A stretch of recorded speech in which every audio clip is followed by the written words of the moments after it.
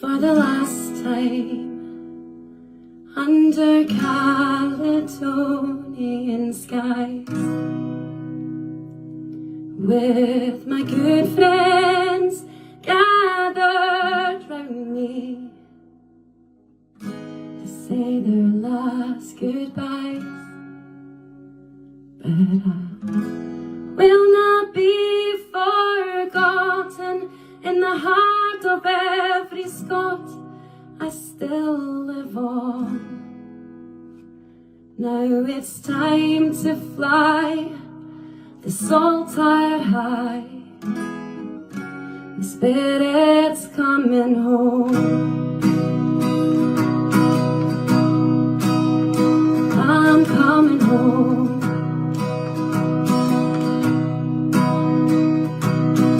Back where I belong. I'm coming home.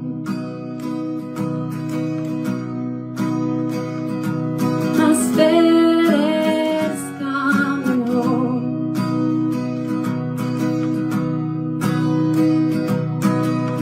We tore apart my body, so couldn't rise on Judgment Day. What they didn't realize is that I'll never go away. Once again, to stand beside the people I hold dear, to Scotland, St. Andrew, freedom. I'm coming home. There was another side of Alex which was very loving, very caring, very human-like. A small story about my youngest daughter that was 15 at that particular time, and she was having her exams, and we felt that, you know, these days youngsters go onto social media and they try to avoid studying and so on. The kind of guy that Alex Salmond was, so me and my wife, we thought that we'll confiscate my daughter's phone because her exams are coming up and she needs to study for those exams, and which we did, and she wasn't happy about it. So Alex Salmond used to basically come every, maybe once a week or something to our house, and he stayed Sunday nights, and on Mondays I dropped Tasmina and Alex off to the airport. They were going to London or Turkey for their shows and so on. But that particular night I remember, because me and Taz, we went upstairs to bed about 11 o'clock, and Alex used to have the guest bedroom downstairs. So my daughter was sitting down there and she had the next day off. And Alex Salmond spoke to her and he said, "What's wrong?" She says, "Well, I'm not really happy because my parents have took my phone off me." And he said, "Okay, so what do you think, should we get it back?" She says, "Yes, if you can help me." So that man sat 3.5 hours with my daughter. He wrote a whole letter in his own words, but then sat with her for 3.5 hours to write that letter into the words of my daughter, so that we wouldn't find out that he was the one that wrote that letter, which he knew. But we were upstairs, we heard everything that was going on anyway, not that he was aware of, but that's the kind of man that he was. And then the next morning, obviously, we gave that phone to her, but we came up with a situation that, okay, you can have it for a few hours and so on. So we compromised in that particular event. Another small thing that I wanted to share was that on the last day when I dropped Taz and Alex off to the airport, and that was a Monday morning, and this was a Sunday night, and Alex was waiting for Taz, and Alex wanted to say something to me, and he had a belt that goes around your waist in his hand, and I was kind of thinking that Alex wants to say something to me, but he's just stopped saying it, and I was wondering why that is. He was actually waiting for Tasmina to come downstairs because he wanted to say this in front of Taz, because you might have known lately in the last couple of years, Alex didn't have a great waistline, and that kind of affected the camera angles and so on, and so we were trying to sort of help Alex lose a little bit of weight. And Taz was always on Alex, and Alex, don't eat this, don't do that. But Alex loved his vegetable pakoras, he loved his dal, lentils. He loved his chickpeas and occasionally his lamb chops. So when Taz came down, he came to me and he said, because he wanted Taz to hear this, he says, Zulfi, I've got this new belt. Because I've lost a whole stone in the last few weeks, I want you to make a few more holes in the belt so that I can fit into that now, because the belt's it's too loose for me now.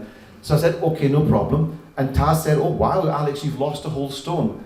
So she was quite amazed, but only to find out the next morning when I was going to drop them off, maybe 5 o'clock in the morning to Glasgow Airport, that Alex had that belt on, and when he stood up, he didn't actually fit into that particular, he was lying to me, he was telling me, you know, because he just wanted Taz to hear that he's lost weight, but he didn't. I could still see those 2 holes that I made for him.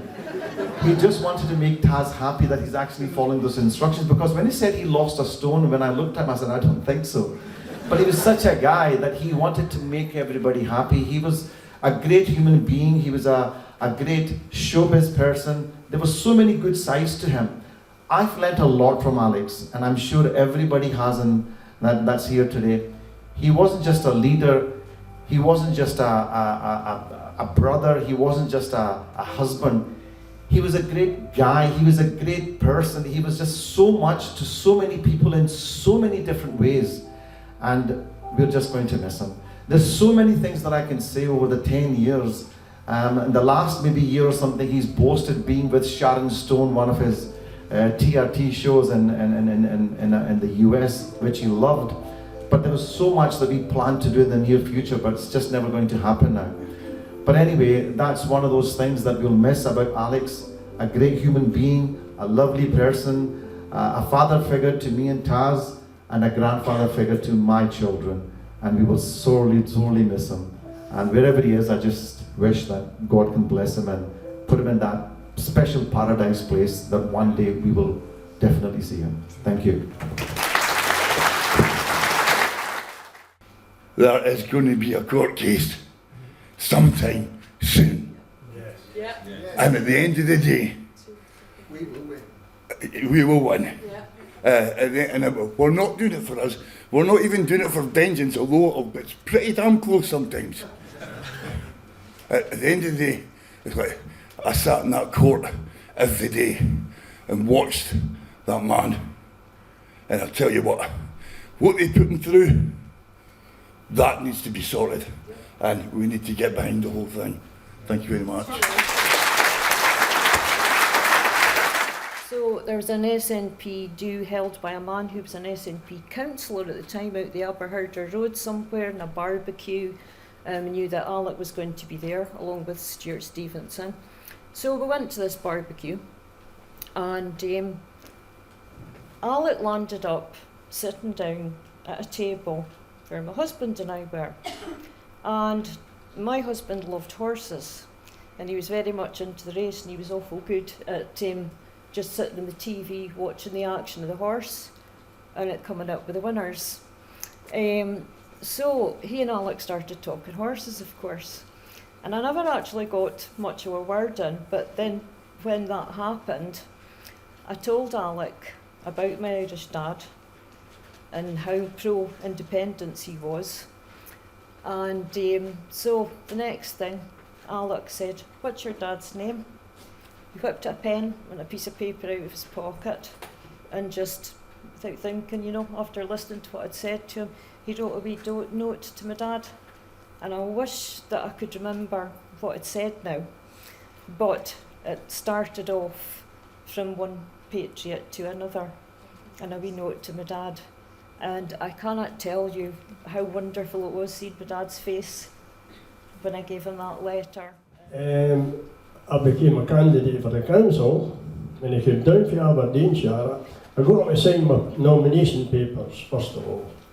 And then he came down to help me in the campaign. He was going about the street, we were in the local academy, and all the rest of it, and was helping me in that campaign. He was there on election day, from morning to 10 o'clock at night, and actually got a woman to vote in her pyjamas. That's always a memory. I'll never ever forget that. He chapped the door and got this woman out at 9:30 at night in her pyjamas to vote for me. And I used to chaperone Moira as well when he was in Edinburgh doing BBC question times and stuff. He would always have me sitting beside Moira, so good. And I'll tell you, it's breaking my heart now. He's unspeakable. Really good friend. And the dream will never die. But unfortunately, I think I might die before the dream, but I don't know.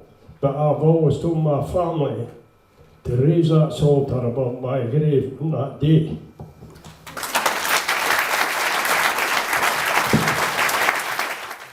And then we all moved up to Kilmore's.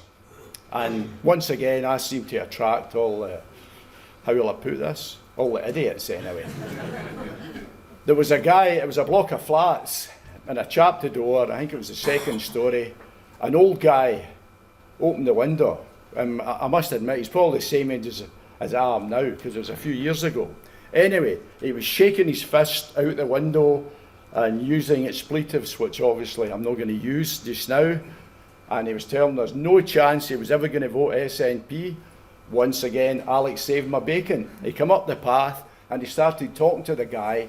Within 2 minutes, the guy was saying, well, I might vote SNP. Within 4 minutes, he was definitely going to vote SNP. So if you've ever been in the sharp end of politics, i.e. chapping doors, you need someone like Alex Salmond to protect your back. The man was fantastic on the doorstep.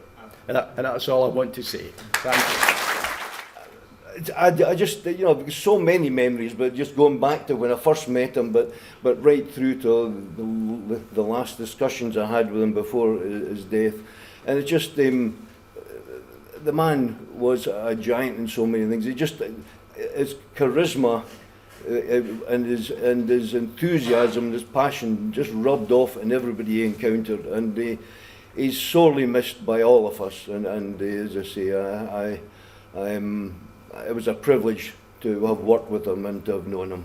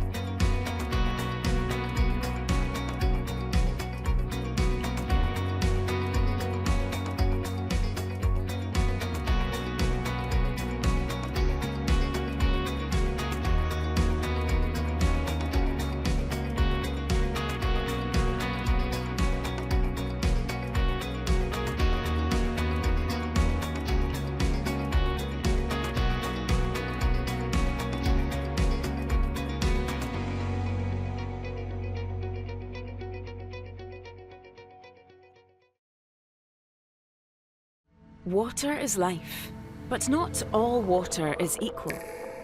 Our water ionizer restructures and alkalizes water for optimum hydration and detoxification, recreating the planet's ultimate water sources, found in lightning-struck lakes and newly melted icebergs. H2 Pure Source. Change your water. Change your life.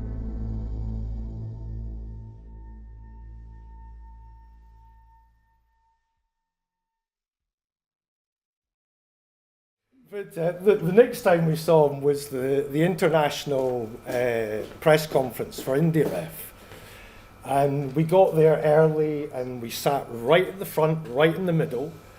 And 3 times, some people came and tried to move. This was the infamous one with Nick Robinson, and he didn't answer the question when he'd actually answered it twice in about 7 or 8 minutes. And I said to Pilar, I said, okay, when it's time for the questions, put your hand up straight away.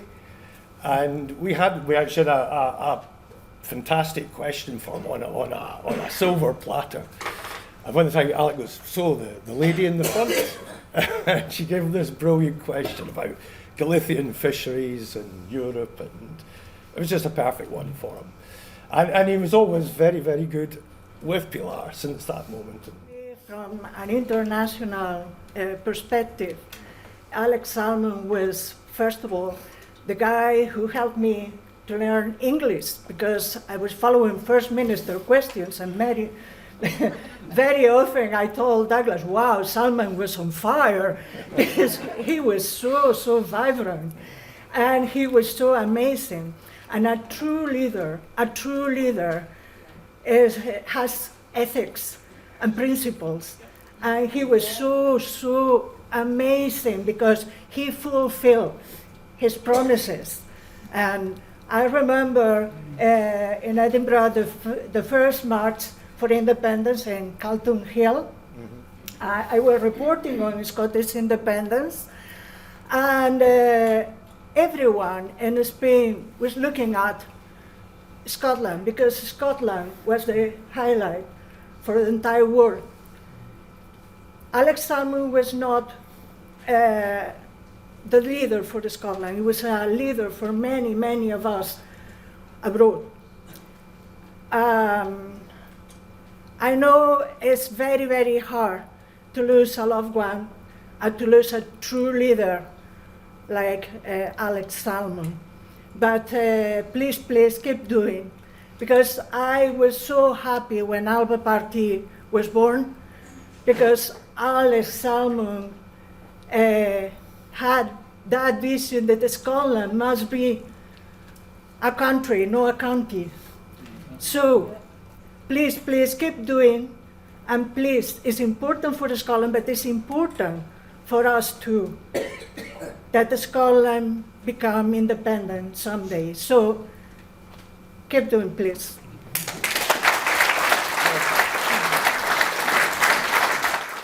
And Alec came down and he came up and he said, how are you, Steve? I said, I'm fantastic. He said, Alex, yes, Hearts are 5-0 up against Rangers at Ibrox. And he just burst into this huge smile, and the BBC must have thought, my God, what's happened? We've got independence in Scotland. And then Peter Morrell took me to one side and said, what did you say to him? I said, well, that Hearts are 5-0 up against Rangers at Ibrox. He said, are they? I said, no, we're 5-0 down. That's it. I think for me with Alex is when you see what he had to endure and what he came through at the end up there, you know, and to put his head above the parapet again, form the Alba Party and touch so many of us and get us all out and engaged, spoke volumes about the man. You know, and I used to be in awe of him because, I mean, the phrase, some people say he's got more moves than a chessboard, that's Alex. You know, that phrase was made for him. He was always strategically planning, but the strength he had as well to endure what he had to endure. But I think for Alex, for all of us, I think we all know, I mean, he could meet you on your level and you just felt an empathy with him, a warmth with him. He could take a joke, and he always had a great story. He always had stuff to say to you, make you feel good and explain things to you, and he's going to be a huge miss for all of us, especially the family. But I think the family know just how deeply he's thought of. I mean, it's hard to believe he's not here, because his presence is ever looming. But I think get back to just one thing I'll say is because it was an NEC meeting maybe about 2 years ago or something, and it was just, I'm not even going to mention her name, but she resigned, and somebody was talking about, Humza was in charge, but somebody was talking about Nicola, and Alex right away, forget her. He says, she's not the problem anymore. Humza is. He was laser focused. He knew, he already had the plan for his justice laid out. That was in the back burner. he wanted independence, and that was the target in front of us. And I think that's all you can say. He was laser focused. He wanted Scottish independence. It ran through him, and I just hope his dream will never die, and we'll be there for him. But thank you.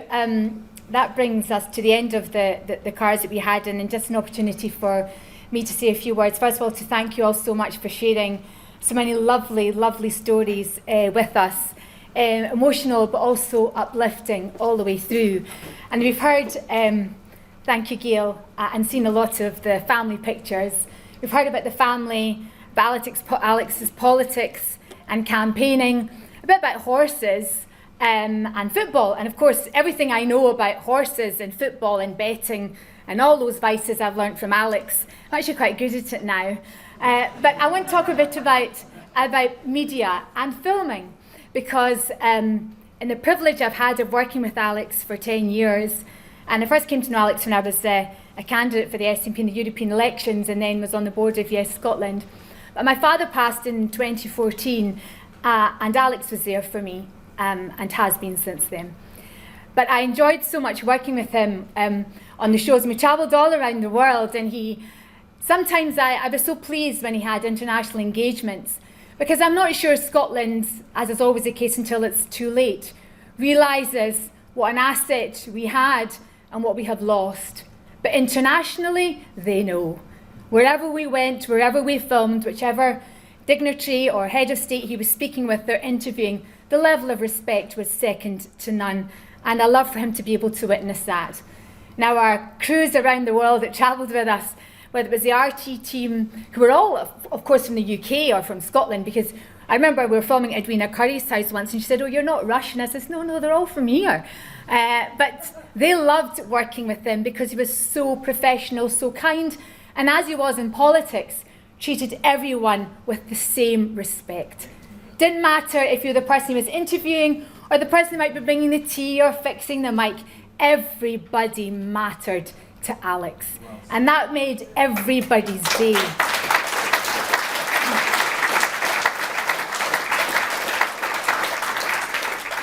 I'd like to thank the family for inviting many of the technical team to the memorial. They love being there. They travelled up from London, and they miss him terribly, terribly so. So we had the Alex Salmond show, then we had Scotland Speaks, which was so much fun to do with Alex around about Scotland and beyond, and then Turkish Tea Talk. Now, my husband mentioned Sharon Stone, and it would be remiss of me. I mean, Alex would be so angry if I didn't. He interviewed Sharon Stone, but I think she enjoyed the experience as much as Alex did. And there's some lovely pictures that you'll see in a film that will come out with the recording of this, where you see some of the exchanges between them. Now, Alex really prepared for interviews. Just like he prepared for his political interviews, he prepared for the interviews when he interviewed people, because those people matter to him. Talking about things that he thought would be interesting to them, and that they would want to speak about. He wanted to make sure he was on top of those stories, and so he did with Sharon. And it's quite daunting, of course, meeting Sharon Stone. We managed to secure an interview because myself and Alex were speaking at a diplomacy forum in Berlin. And I caught her on the stage, and she was listening to what I was saying about my time in Parliament and my exchange with Winston Churchill's grandson, who doesn't know how to behave himself. And she was quite interested. And I asked her if she'd like to be interviewed, and she very graciously said yes. And she invited us into her home in Beverly Hills, and her home is called the Highlander.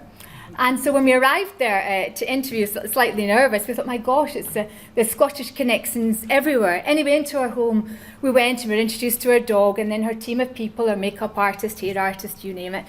And Alex sat down, and he was really excited, of course he was, about meeting Sharon. But she was so delighted to meet him. She knew about him. They walked around her swimming pool. She showed him around her art and explained everything to him.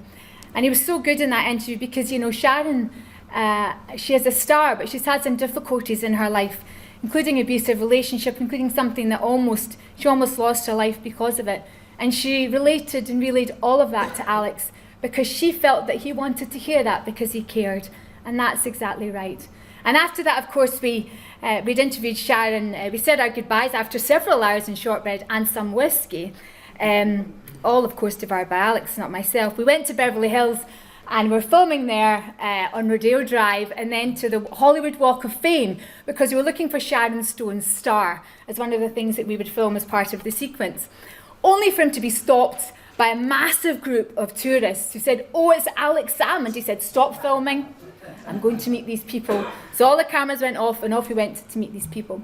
But that was Alex, known around the world, respected around the world, and giving time to people wherever he went, which meant he was late for every event. But we knew that, and we didn't mind, because he gave so much of himself to people.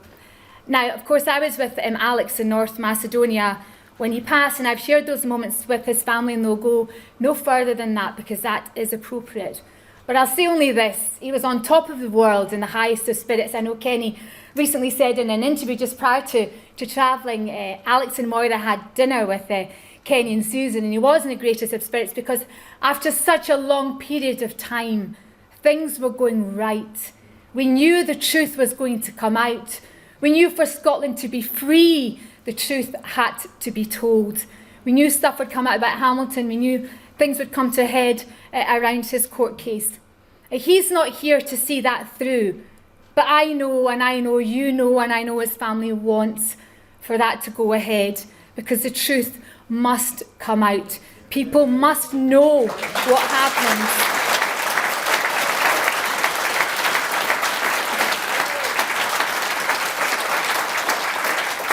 You know, people often talk about women and women involved in the case. I'm going to ask you to spare some thought for the women who spoke in Alex's defence. We don't have anonymity, we just told the truth. There are many of us, including some who can't be here, and may I mention Izzy, who was by his side, as was Gail, throughout the trial, and Margaret. We also have a voice. Our voices also matter, and the truth we told mattered, and the jury believed the truth we told. Alex was acquitted of everything and is an innocent man. But for some reason, some in Scotland, some who clearly don't want Scotland to be independent, because let's be clear, that's what it was all about, trying to put out the fire that would take us across the line by trying to take Alex out of the situation.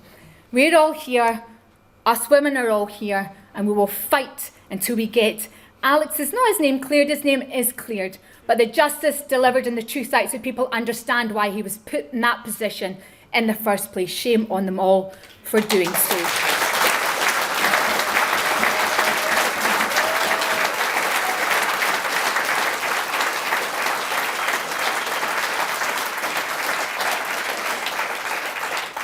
I'm trying my best to keep it together, because Gail's in my left division here. I know she'd tell me to do that. I just think my last words are, what mattered to Alex was hard work. Alex was a hard worker. He worked 24/7, night and day, because independence for Scotland isn't a part-time pursuit. It's a full-time activity. And those who complained about working for them, well, they were probably part-timers. If you want to work for Alex, if you want Alex to appreciate your work, you work full-time, 24/7, until we deliver what he wanted for Scotland. And for him, loyalty, trust, integrity and hard work was everything. He had the biggest heart and the warmest eyes, full of love for Moira, his family and friends, and for Scotland. Alex always knew what to do and what to say. We can't ask him that anymore, but we know this. He'd tell us to hold our heads up high and finish the job, and that's what we're going to do.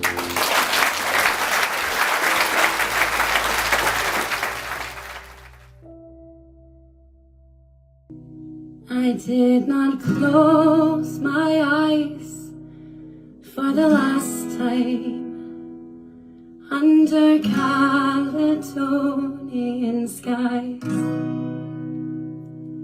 with my good friends gathered round me to say their last goodbyes. But I will not be forgotten in the heart of every Scot. I still live on. Now it's time to fly the salt tide high, the spirit's coming home.